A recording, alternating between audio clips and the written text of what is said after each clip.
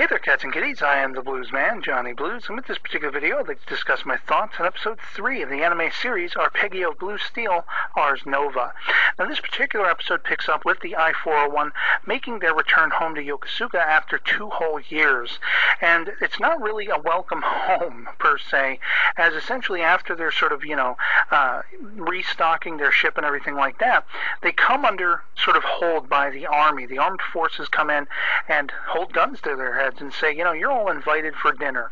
Well, what an invite, Even interrupting a sideline trip to a naval cemetery commemorating the lives lost to the fog, wherein Gunzo and Iona debate human trivialities, such as how we handle death and loss, and then the guns are effectively drawn.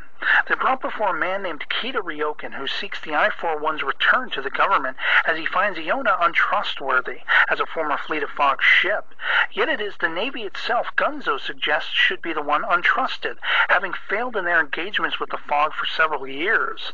All the while his ship and crew have led a successful campaign against the Fog, repeatedly putting dents in their fleet, which only proves his determination to keep Iona at his side. There's also some intrigue when we actually go over to the side of the Fleet of Fog, where they're sitting in that sort of realm, that's outside of the actual physical realm, and they're debating about observing humanity, and they're really having a debate about tactics and how it's through the interactions in battle with human beings and stuff like that that they've gained a better edge, a better sense of how they need to manage themselves. But it's very intriguing to see that, picking up with Takao's story, she was, of course, the ship that Gunzo and his crew defeated in the last episode.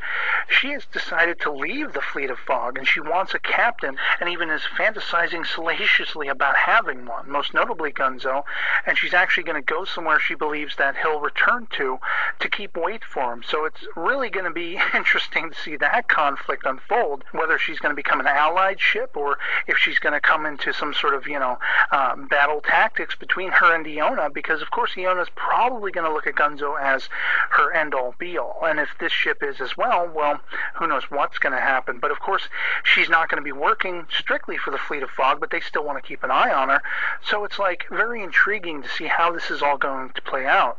And of course there's also that added aspect of Iona's words to this man, Kita Ryoken. My foreman function, is to follow the orders given to me by Gunzo, and preserving his life, preserving a human's life, is her function. She cannot, move away from that in any means. And it seems to shock and semi-impress this guy, of course, but that's only my speculation. I don't know if he'll have changed his tune or actually begun trusting this ship. But all in all, of course, it all culminates with Yokosuka coming under attack by these 2 new Fleet of Fog warships, Kirishima and Haruna, respectively, and of course that's where we leave off, with the I-401 getting ready for battle to take on these 2 massive warships, and I just can't wait to see this battle kick off. I'd love to hear from you guys in the comments below what you thought of this episode, if you've seen it. Otherwise, I highly recommend checking it out, and I'll catch you later. Peace.